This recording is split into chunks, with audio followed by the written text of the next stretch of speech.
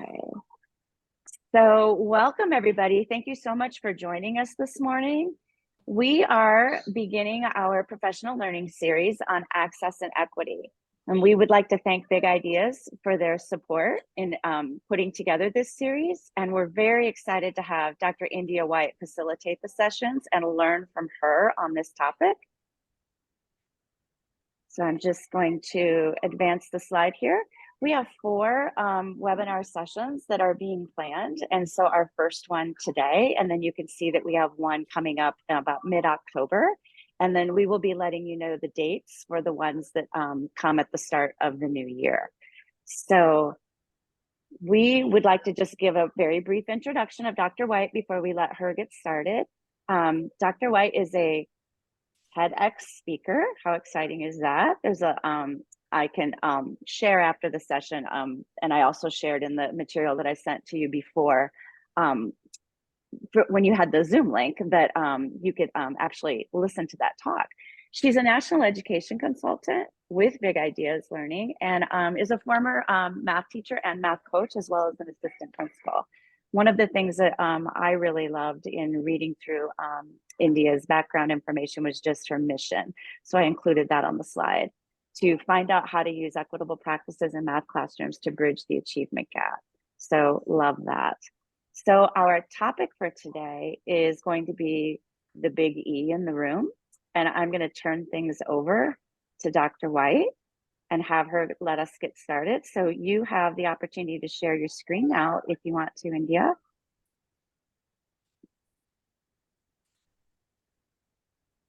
If you need to, if you have, there you go. Okay. Yes, good morning, everyone. Thank you so much for allowing me to share my screen. I am going to now share with us this presentation, which I'm super excited about. And I just want to say something. First, I want to say thank you to everyone for, just in Iowa for this opportunity. And I want to thank everyone for taking the risk to learn and being open to discovering more about access and equity in the work that we do. And I appreciate Angie the presentation, and thank you to everyone at Big Ideas Learning for this opportunity, and Cengage and National Geographic Learning as well. I want to talk with you guys today about the big E in the room. And the reason why I am very passionate about this is because unbeknownst to us, we have been tossed into a wave of different concerns regarding how we are teaching our children. And are we really doing what's best for our kids? Or are we, bringing things in that could harm our kids or threaten our kids? So coming from Florida, being over the equity and access chair for Florida Council of Teachers in Mathematics, we got a special wave of surprise and shock about a year ago when we had to go through some things regarding our textbook adoption and regarding what we were able to teach children and how we were able to implement various strategies to help students. I just want to let you guys know that that was the hardest time that we had as educators. We did not know what to do. We were we were so afraid. We just didn't want to get canceled. We didn't want our love for education to go away. We didn't want to be misunderstood. And so as a result, we worked hard as a team to ensure that our teachers would become unparalyzed, and that our students would be supported and loved and cherished, and would be able to grow with all of the various practices that we were able to do. And so with that said, we first had to start with the big E in the room, which was equity. We had to figure out, was this a good thing? Was it a bad thing? What is it really? So with that said, I'm going to get started with this presentation. So if you have Mentimeter, I'm going to try to spend a couple seconds on this. If you guys wanted to scan this, it says, what is equity? And I would like for you to enter menti.com and enter 24998103. 24998103, and I'll enter this. I'll look at it with you as well, and I'll be able to display it.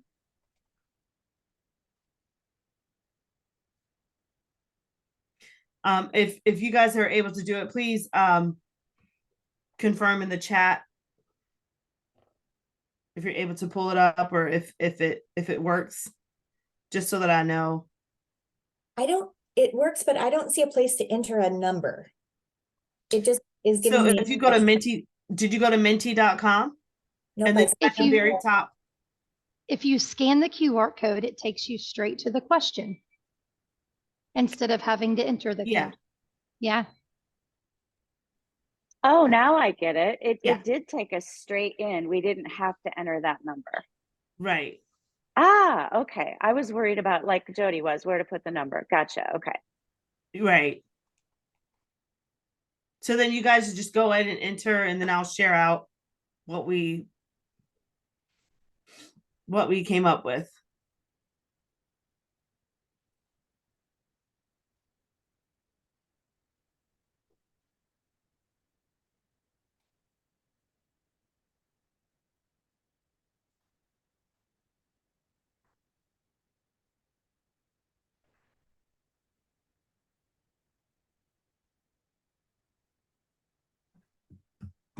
And as you guys are doing that, I'm going to stop sharing my screen only so I can pull up my our Mentimeter results. I appreciate your patience as I walk through this with us.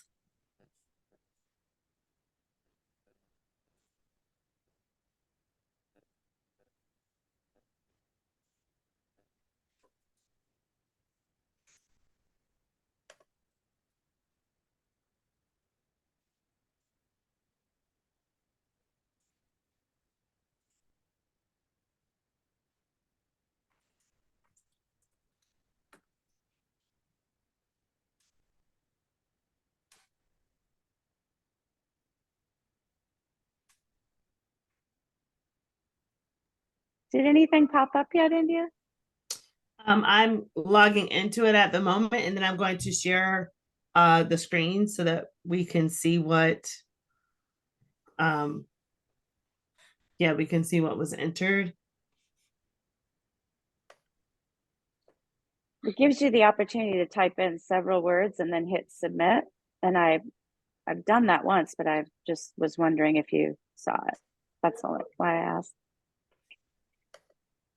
Yeah, I appreciate it. I'm looking at it now.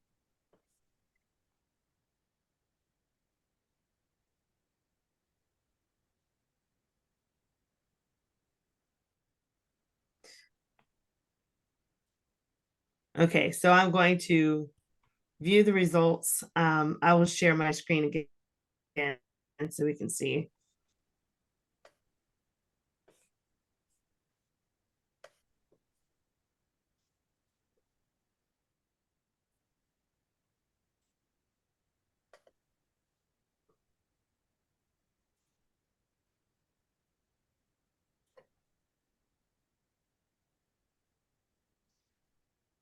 Give me 1 second.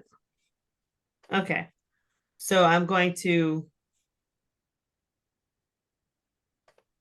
share my screen again, or attempt to share my screen again, but I have to get back to my presentation. When I'm putting submit, Jody, tell me if this is happening for you too. When I'm hitting submit, then it's saying you're trying to submit without voting. And I'm saying, okay, I'm submitting again, but I can't tell if you're seeing my words.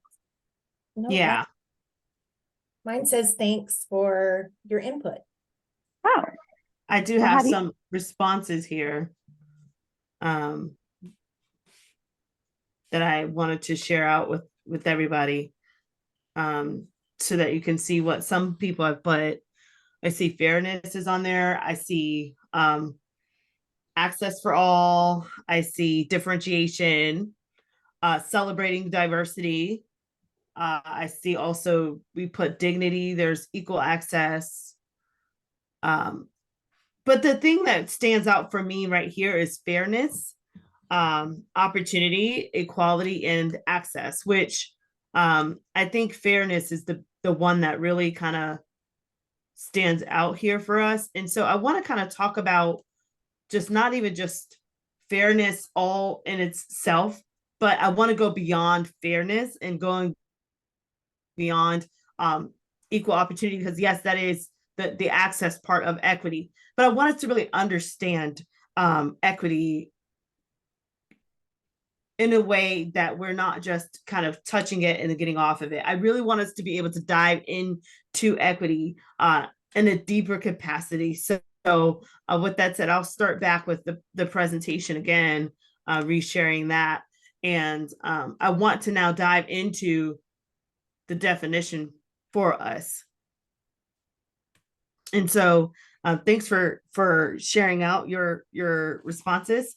I want to now talk about equity and what is it and why does it matter? So equity, according to the National Council of Teachers of Mathematics, their Principles to Action article journal that was written in 2000, it really gave us a clear understanding of what equity was. And it said that equity is when you are able to have resources and accommodations provided for all students as needed, so that you can promote access and attainment for all learners.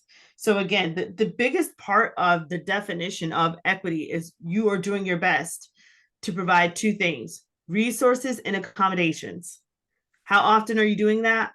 You're doing it as needed for all students. Why are you doing that? Because you're trying to promote access and attainment for all learners. So again, you're trying to provide resources and accommodations as needed so that you can help with the access and attainment for all learners. It is imperative to understand that when you're looking at equity, it does not have one particular lens. Equity meets each child where they are, and it helps them meet the needs that they have at the moment. So for instance, if you have a group of students, I'll stop sharing just so I can talk with you. So if you have a group of students on a playground, some students have a wheelchair, some students speak a different language, some students, they didn't bring toys, but you're wanting all of the students to have a great experience of what it should feel like when they're playing on the playground. For the student that has a wheelchair, they probably need a ramp installed so that they can get to various parts of the playground. That is equity. Some students might not speak English, so you'll have a translator to help them understand directions as to where they need to navigate on the playground. That is equity. Some students might be deaf and hard of hearing, so they might need, Braille, or they might need someone to assist them. That is equity. Some students might not have brought toys, so then the school provides resources so that those students can still have toys to play with on the playground. That is equity. Does that make sense? Equity has more than one lens. Race is not the only lens, but unfortunately, we have been sold goods that equity is, so many other things, and has this racial lens and all this other stuff, and that it's dangerous and it's indoctrination. We went through this in Florida, and I can tell you, for a moment, we were all kind of confused, trying to figure out if we were harming students or, what was it? But then I decided to do my homework and say, let's keep it real. Is this really hurting our children? If my child needs a ramp and I'm providing an equitable resource, if my child, needs Braille because they can't see, if my child speaks a different language and I just want to make sure they understand how to navigate, the classroom, we finally came to a consensus that sometimes it's best to really break down a word and really understand the meaning of it before we jump to conclusions. So we had to kind of pump the brakes, get a clear understanding, and then move forward in a clear conscience that we were not harming students, but that we were really providing equitable resources. And I think the biggest thing that we all want to do, because we're all in this together, the biggest thing we want to do is to make sure that every teacher is comfortable with understanding the lingo of what is being said and understanding what they are doing. Are you violating law by helping your children? Are you really doing what's right for your kids? And maybe people that aren't directly in the classroom just don't quite understand what it is that you are doing that is effective for students. By the way, that's not harming them at the same time. So with that said, this entire webinar series is going to help you to have a confidence of saying, we know what we are doing is equitable and we're not ashamed of it. and we're not hurting anyone. And we're not going to turn our classroom into a place of war, but we're going to keep it as a place of love and unity where we are supporting our kids and scaffolding our children through learning the various supports that they need so that they can be successful. So, and one thing I want to just guide all of you with is this: if you are afraid and you're like, oh my word, listen, the definition I just quoted you came from NCTM. You can use that as a backbone to say, listen, I am standing with National Council of Teachers of Mathematics as I'm providing resources and accommodations as needed so that I can promote access and attainment for all learners. I've not done anything outside of what my colleagues and I, who are vetted researchers, right, have decided is the best practices that we need to do so that we can reach all students in the math classroom. So with that said, I'm going to go now back to the presentation. Thanks for letting me share that with you guys.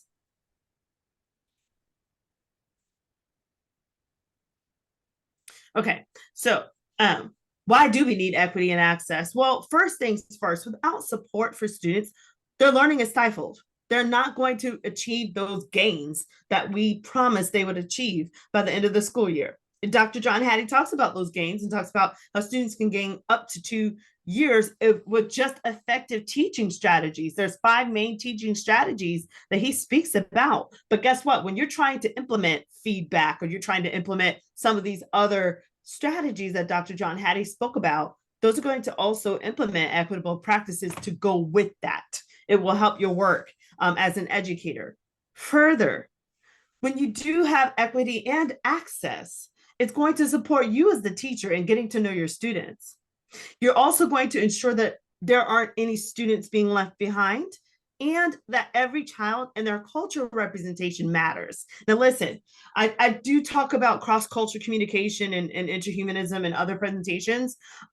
When I talk about cultural representation, it is imperative to understand that because you are highlighting a child's culture, it does not mean that you have gone out, for instance, if I had a child from Jamaica in my class, that does not mean that I'm going to go and buy every Jamaican food, buy Jamaican furniture, buy Jamaican clothing, do my hair in Jamaican braids or something to show the child that I accept them. I mean, that's pretty cool, but that's a little bit over the top. But when you have a child, for instance, in their cultural representation, I might, allow that child to talk about their lived experience in their culture, right? So that they can have some type of cultural relevance during the learning so that they feel like they're a part of the classroom environment. They feel like there's a sense of belonging and it strengthens their math identity at the same time. I hope that makes sense. We really can go deep with this. I'm not sure if this link is going to play for us. So I will keep it here and allow you guys to have it. But for the sake of time, I'll also move forward. I'm just not sure if that link is going to play. Now, here's another reason why we need equity in math class. So the NAEP data, this is the national report card that we, all of us math dorks, we kind of look to this. This is like the United States report card. This is our mainstream data, this and the National Center of Education Statistics. These are our go-tos for data and relevance pertaining to our state, pertaining to the nation as to how students did. So I decided in 2019 that I wanted to talk to the Department of Education to figure out what was going on with it, closing the achievement gap. When I did, they told me that it would take over 200 years to close the achievement gap in the area of math between students of diverse backgrounds, in particular African-American students and their peers, and that it would take 123 years to close that same achievement gap between Hispanic learners and Caucasian learners. That was a huge problem. That was a big red flag of we need to help our children. Something is not working. We need to shuffle this thing around and figure out what we need to do different. And this is why we have decided to to take upon this task of understanding this data and understanding how would equitable math practices help support us with helping to close the achievement gap. So the NAEP scores showed here that this is the NAEP 2022 scores. So I told you about the 2019 scores. The 2022 scores came out and showed, unfortunately, that there was a significant decrease overall by 22 points since 2019. So listen, when I told you it would take over 217 years to close that gap between students of color and their peers, in the area of math, that is now a dream. That is now a wish. The points have dropped 22 points. Fourth grade, the scores in fourth grade math declined across all levels in the entire United States. We had eighth grade math scores declined in 22 of 26 participating urban districts across the United States. There was not a significant scores change in 4 districts, and larger proportion of eighth grade students performed below basic math in 48 states. That means that 48 states did not meet proficiency for our math students in eighth grade. That's a problem. That means that the United States of America dropped the ball in helping our children meet proficiency across the United States. 48 states. This is why we're having this conversation. How can we get our states out of this and move forward so that our children can start meeting those levels of proficiency? So here's the data here for you guys. And, feel free to comment in the chat on, if you have any comments about this, or, if how this makes you feel, or any shocks or anything. I appreciate what I'm seeing here. Yeah. I see ICTM says, so since 2019 was before COVID. Yeah. What's happening? Exactly what is happening. And this is why we are having this conversation. And I'm going to tell you what some students have been saying. There has been a disconnect in the classrooms. There has been a pull from social media. There has also been a lack of technology, for students in rural areas, where we've had students, about 30 to 40% of students did not have technology during COVID, and it contributed to the COVID slide, right? And it was a hot mess.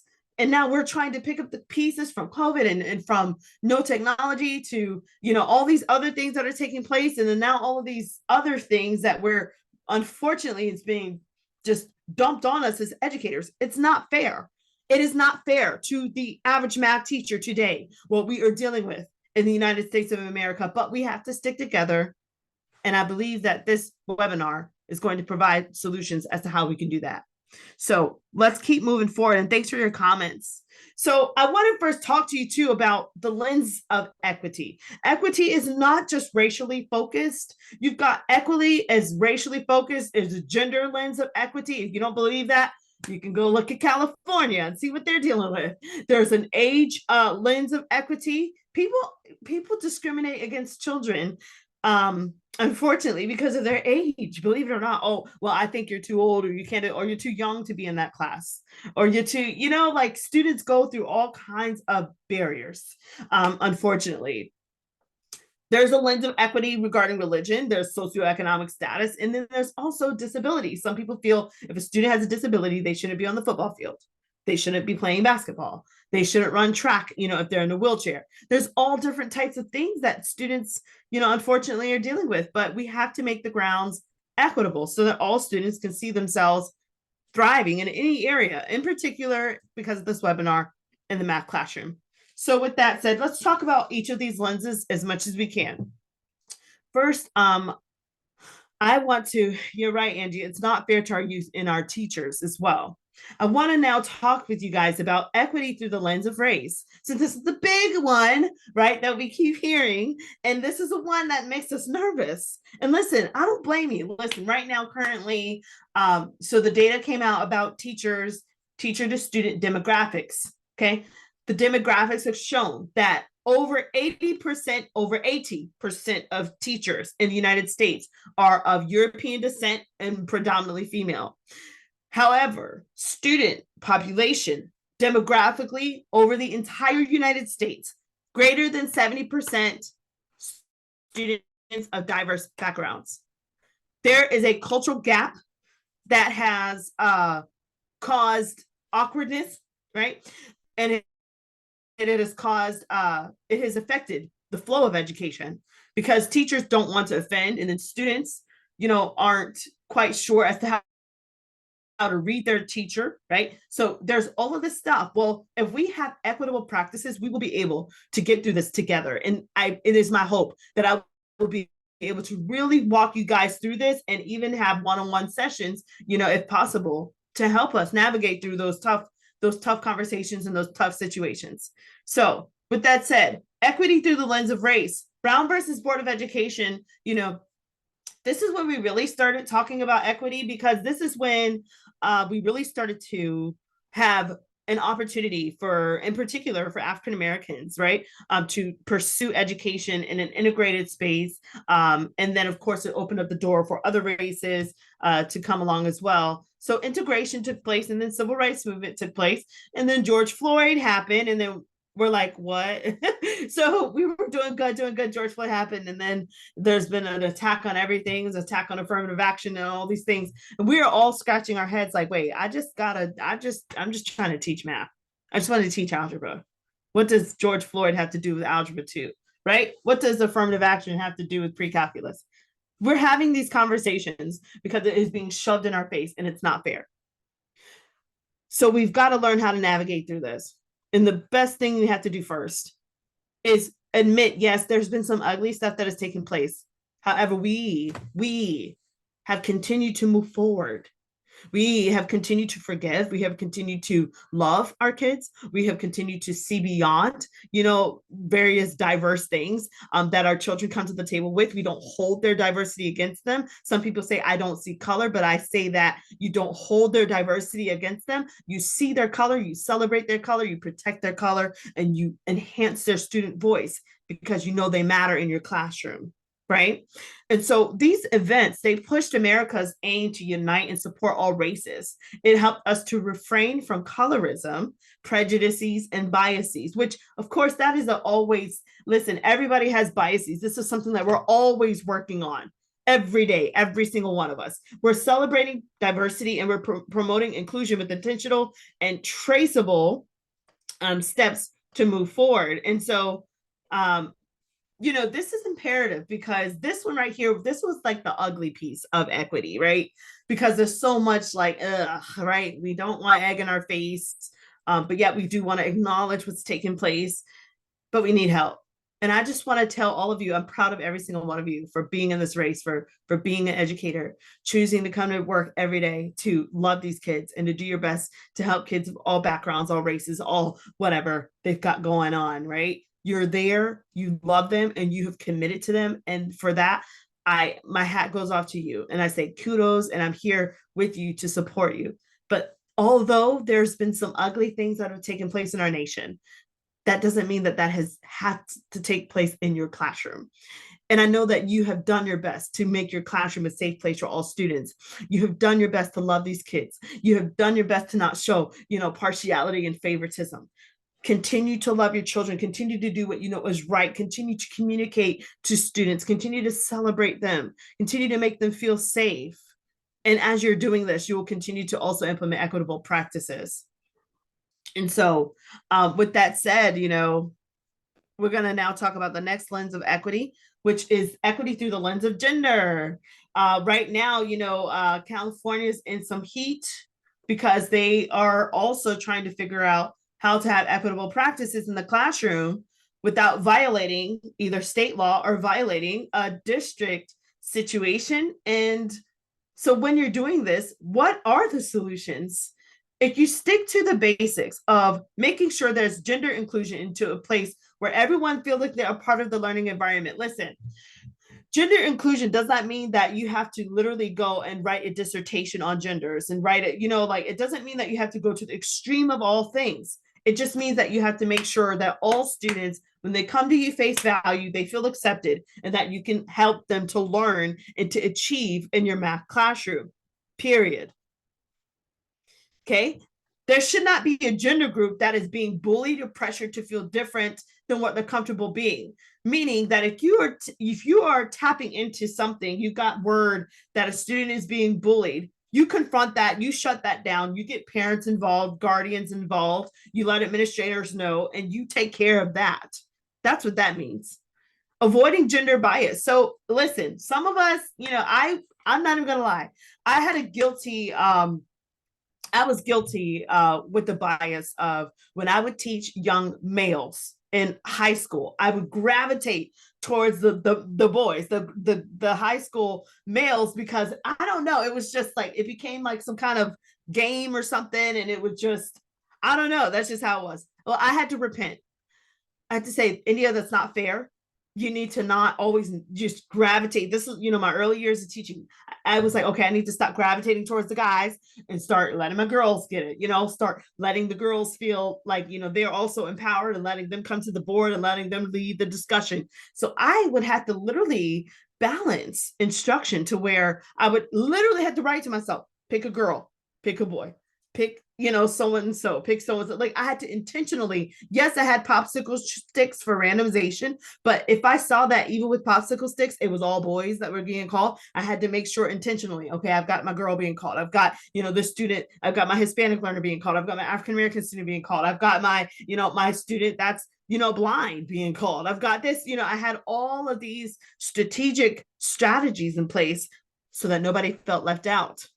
And that's something that we have to strive to do as educators. And so we have to avoid gender bias, including all genders in participating in sports activities and disrupting societal and stereotypical norms. I had a situation where I had a contest with students and I told them, I said, the student that has the most tutoring hours support, will come to me for tutoring, and had the most proficiency, like the most gains, they would get a prize.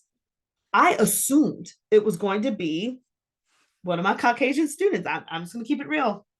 I thought it was going to be one of my nice little kids, just good and all this, no trouble, nothing. It turned out to be a student who was in the African American community. He had dreads and he was in trouble with some of the administrators, but he turned his entire situation around. And guess what? There was egg in my face because I realized, ooh, I did that because I came to the table assuming that he would not have been the one to do it. And he proved me wrong.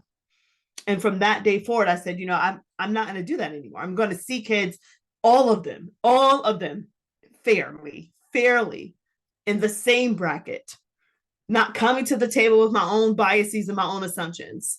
And I appreciate you guys allowing me to be vulnerable with you as I share these scenarios with you, because, this happens because we're human, right? And so, another thing we want to do is to make sure that we have active listening for our students that are in the processes of evolving, whatever they're going through. It's not that you have to say anything. It's not that you have to have a solution. Just be an active listener. Learn to listen. When they're saying, hey, I'm feeling this way, I'm dealing with this, learn to nod your head and listen. I'm here for you if you need anything. Sometimes it's best to just listen and not touch anything, if you know what I mean. Listen and support them through listening as they come to you with their various concerns. And so, yeah, and you're right. We do need each other's stories because this work is very, very hard. And so equity in age, this is another thing, avoiding age discrimination and avoid grouping by age. This is very tempting to do, get the older kids together and keep it's so, but listen, there is a benefit of allowing children just to be children and to be grouped. I had a situation, I was at a turnaround school. I had a really smart, really on top of his game, 6th, 7th grade kid, scored a 5 on the, on the algebra test, which was the highest. And I grouped that child with other students that were level 1s and 2s. I hate that we put levels on them, but that's how they did it here. And this child and his influence was able to help those children that didn't score as high, that were also much older. They're probably 2 grade levels older than him, but his influence and his work ethic rubbed off on them and motivated them to where they were able to then obtain proficiency through just learning through their peers, if that makes sense. So making sure that we're allowing all students to participate with each other and assuming potential by age of students, making sure that we understand that, students, they should be able to strive and thrive no matter their age. We should not hold them hostage because we assume, oh, you're too young, you don't need to hang out, or you're too old, you won't get it, or, you've aged out. You've got to be careful with that. I do have this article. I'm not sure, like I said, if it's going to show, but in this article, it talks about how ageism, it should be in the front and center of diversity, equity, and inclusion. Basically meaning that, we should eliminate the barriers that come to our students. If your student is ninth grade and they're 15 years old, how are we treating that student compared to the student that is, in the ninth grade and they are, 13 turning 14 and they're both in the same class? Those are some conversations that we have to start looking at to see how can we make all students feel comfortable, and that we're not limiting certain students, or that we're not advancing only particular students because of their situation. So equity and religion, we don't really have to worry about this. Well, before I say we don't have to worry about this, you never know what's going to happen, right? So in case you have to worry about this, there should be separation of church and state. However, listen, you will have situations where students will share stories of their lives as a result of creating healthy relationships. You have to teach those students how to respect each other and how to coexist while learning in the same environment. Some students will get back from church and they want to preach to everybody and get everybody saved. I've had this happen.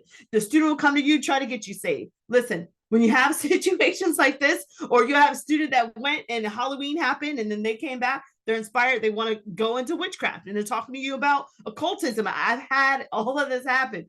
The best thing to do here is to nod your head and to just tell the child, thank you so much for trusting me enough to share that with me. And I'm excited that things are working out for you. Let's get back to math. That's the best thing that you can do in those situations, is not to completely shut them down. Like, listen, don't talk about that. It's thank you. You invite them. Thank you for inviting me into that part of your life. I want to now lead you back to math. I'm glad things are working out for you. Thanks for sharing that with me. Let's get back to math. If you're hearing on things that are being said, students are trying to convert students are trying to, that is when you remind the students, hey guys, let's get back to focus. We were working on problem 4. I know we just had a little sidebar conversation. I'm glad you guys trust each other enough. I'm glad we're having conversations, but let's keep this classroom back to math. And you keep that child focused back on math. One thing you'll notice that I did not do, I did not touch the issue, because those are hot waters. That's what I call that. Hot waters. When you try to dive in and say something or take a side, and that is where educators get in trouble. The best thing you can do is to thank that child for bringing their situation to your attention, and then veer them right back to the math. Is that making sense? Okay. And so, yeah, I like here, it says, I learned a lot about other religions and cultures when I realized that not every culture or religion feels that you should look adults directly in the eye. Exactly. I've had some wonderful, beautiful students, in particular, Asian descent students, who found it very disrespectful if I would say, look at me, come on, look. I had to understand the head bow and all that. I had to get with the program for that particular child, and I had to make adjustments. And that is an equitable practice, because you're doing that because you're trying to build relationships and you're not trying to offend that child. You're trying to have that cross-culture communication where you are able to make the learning experience one that is comfortable and at ease for that child, so that they will continue to come back to you. And that's great. Thanks for sharing that.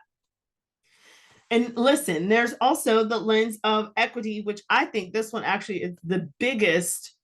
I don't think race is the biggest focus. I think it is actually socioeconomic status, because that is where the poverty happens and the resources. And it doesn't matter what your background is. If you don't have resources, you don't have resources, and education will be a tougher experience. And so since the pandemic, many families have suffered economically. We've had a lack of resources. We've had a lack of food, technology.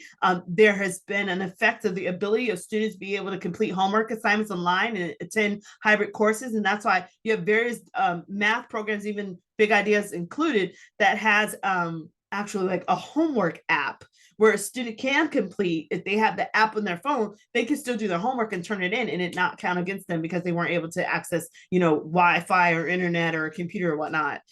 There's also shelter, there's clothing.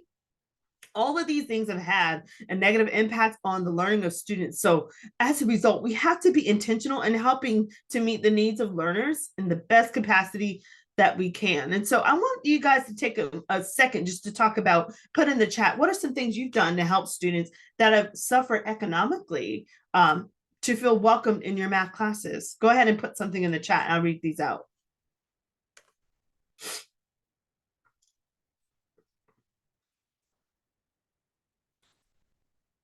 Yeah. Okay. Many think the economic issues are primarily in the inner cities. In Iowa, we also have significant concerns, yes, about the rural areas. Agreed. I could see that.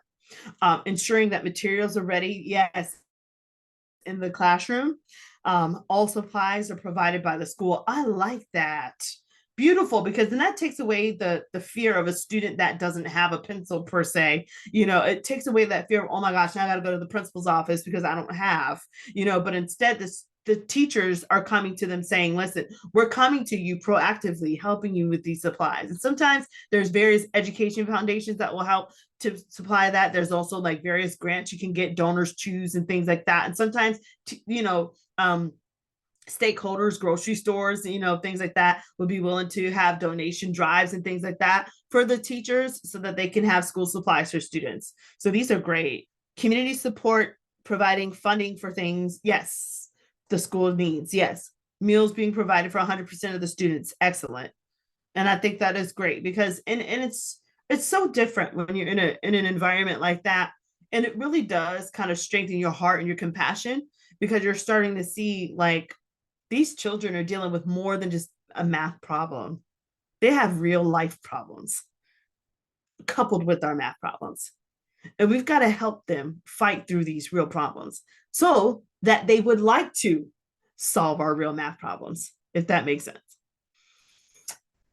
Okay, so here, someone else commented, family nights where support organizations are there and families can meet with people to get help. Excellent. No homework. I like that too, because if a student is farming or a student is, dealing with real life, not having homework, it really does alleviate that. But at the same time, being able to then, really tackle the lesson and the benchmarks at hand during class so that the students can still have that proficiency at the end of the year is key. Conferences are virtual and in person, good. There's tutoring, good. There's homework support, excellent.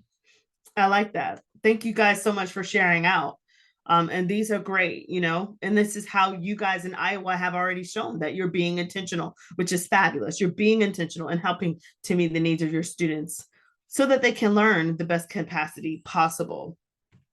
And now I want to talk about dealing with equity and disabilities of students. Any questions so far? All right, awesome sauce. Let's keep going. So when you're dealing with equity and disabilities, I was so passionate about this for so many reasons.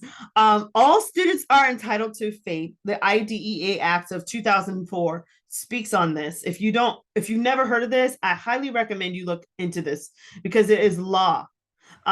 There's 504 plans students will have, there's individual education plans, and there's various accommodations that students need in order for them to kind of level the playing field. And it is my prayer that those are not going to be attacked by various things taking place in society. We have to ensure that classrooms are a place that provide equitable supports for all learners, no matter their disability. I had a student that was blind, and he was in a calculus class, and he would have to use it was like a virtual reality, if that makes sense, to be able to read. So he would take his entire head and would like put it on the actual book so that he would be able to read. We had to make sure that this child had all the accommodations he needed so he could be successful. Well, at the end of that year, he thrived. He scored a 5 on the test, did fabulous. Then there was another child that we had who was deaf, and she needed an interpreter, and sometimes I would have to slow down, the way I taught and things like that. And I think she was in my pre-calculus class. I think she was in pre-calculus or algebra 2.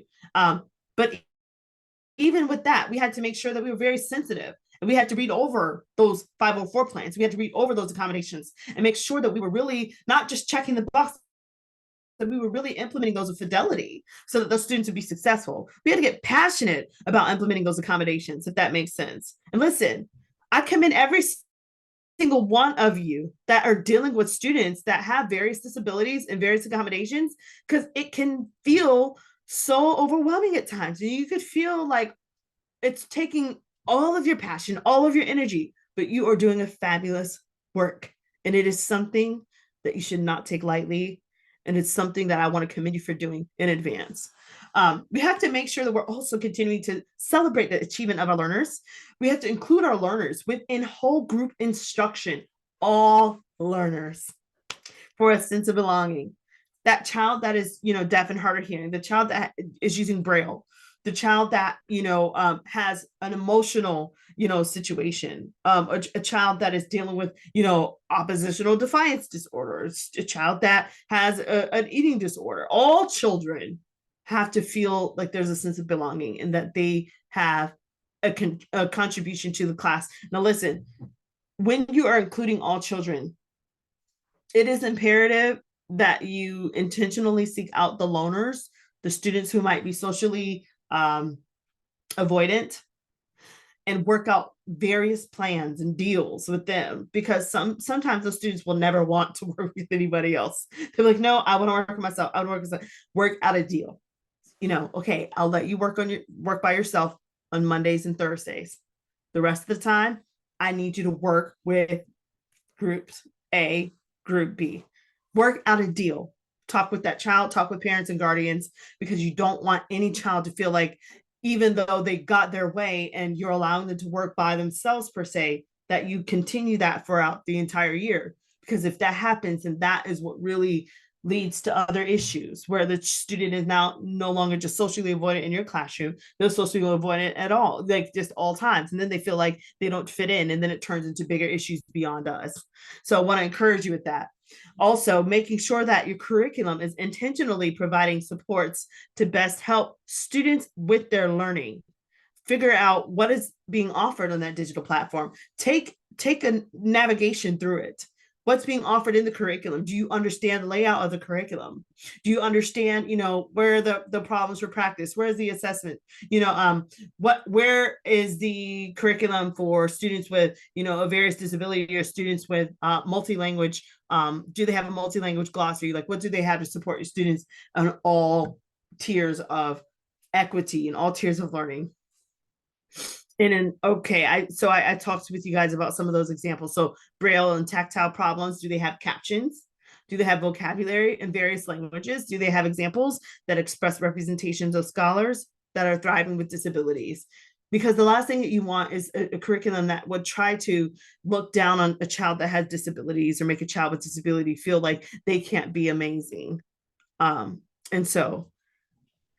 Yes, I like that. So I have one of you guys say, you are modeling for students when you are including all students. That is correct. Yes. And then you're modeling equitable practice.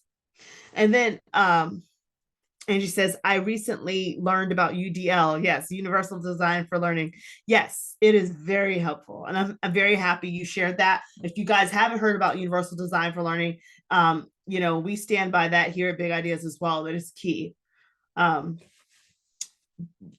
Okay, it says, Jiyoung, I teach a wonderful class, out of Iowa State for free, for teaching children that are learning English and math. Oh, I like that.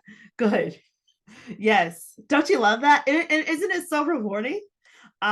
Good for you. So thanks for sharing out, guys. All right, and we're going to continue moving forward. So equity in action, what's up with this? So, we wrote about equity in action in our curriculum. And we really just kind of spoke about what is equity, the big picture of it. Big Ideas Learning, we provide meaningful tips, strategies, and support for learning and for teachers that are dealing with tough students in equity in action.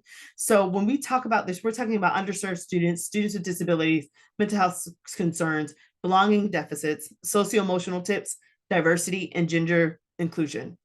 Through equity in action, we can assure that teachers will successfully address serious issues and hard conversations with students, parents, and staff.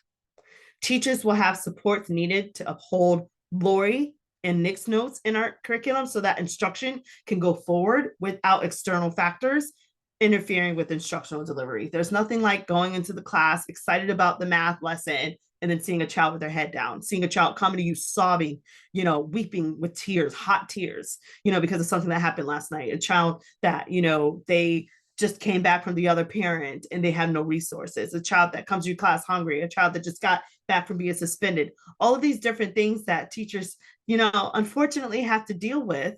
They shouldn't have to deal with these alone. And this is why Big Ideas Learning is here for you guys.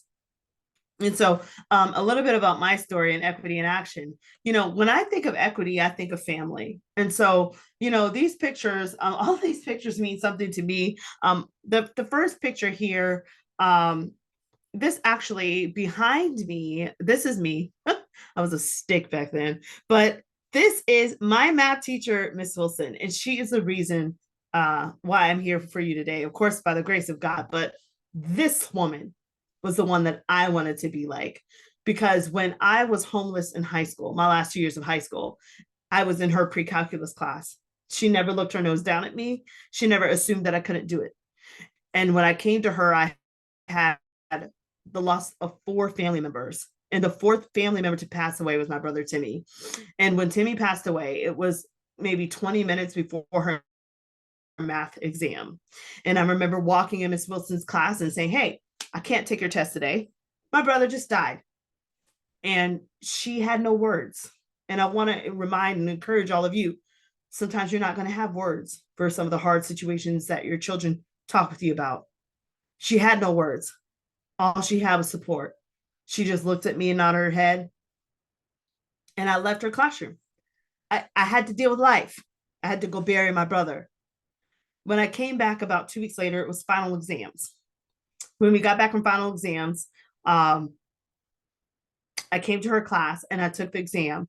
And then I had to also talk about retaking that math test that, I couldn't take because my brother died. When I came back to class that day, Miss Wilson had this huge white teddy bear and this big red poster card.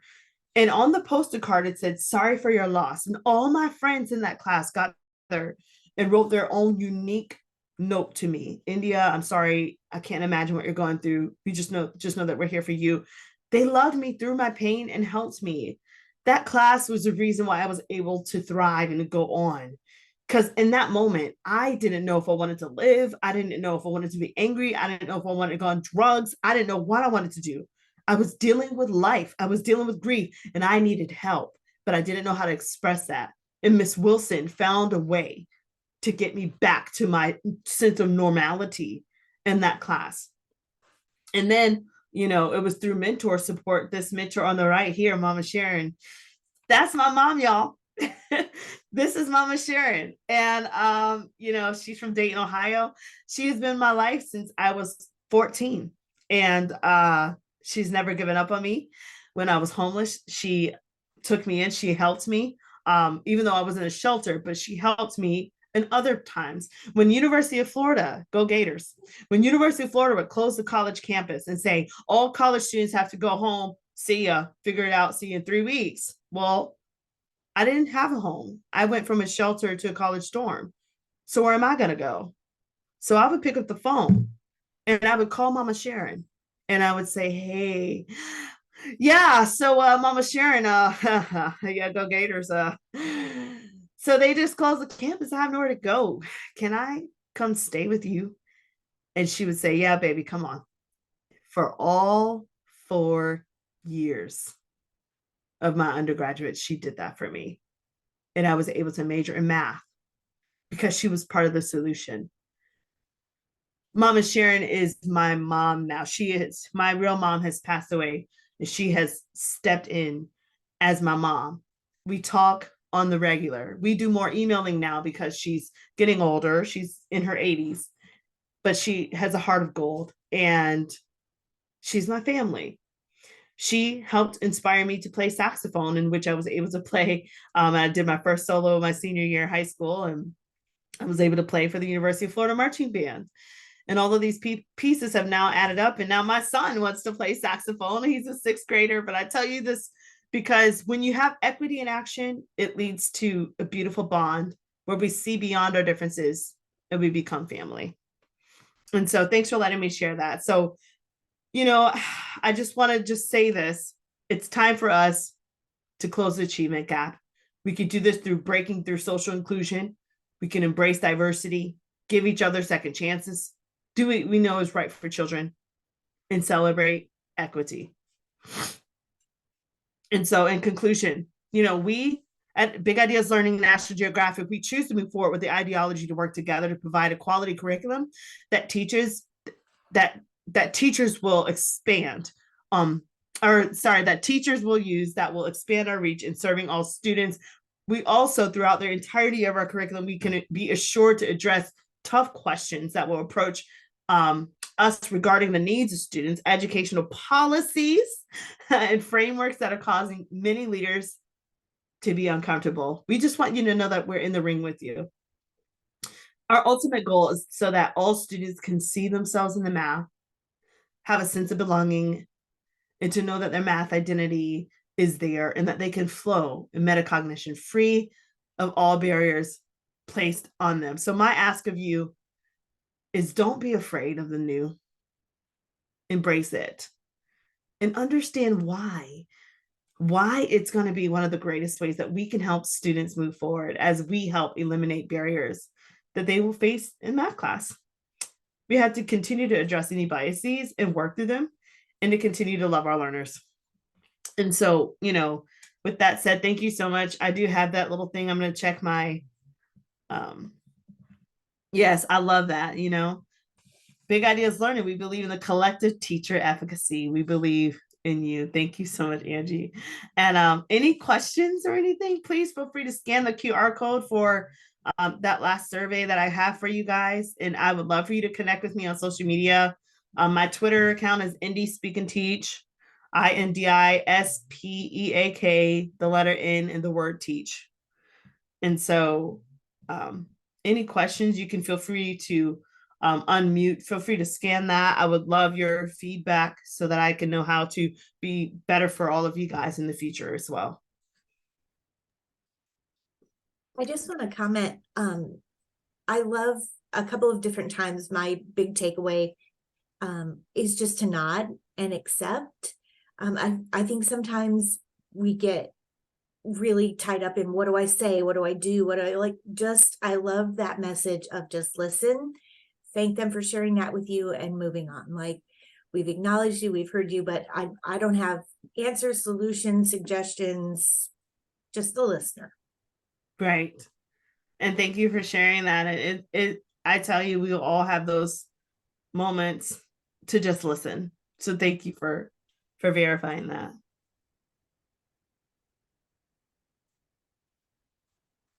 Oh, I like that. Be a Miss Wilson. I like that. Yes.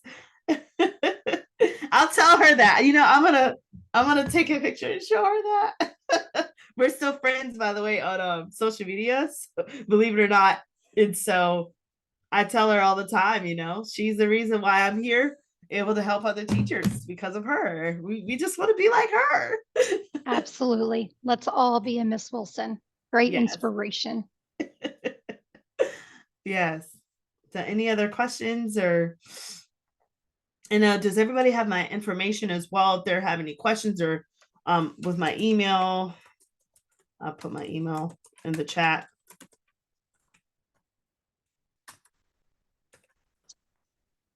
Yeah. So my email is iwhite@larsontext.com. And then of course you can check out bigideaslearning.com for more math things, math curriculum things.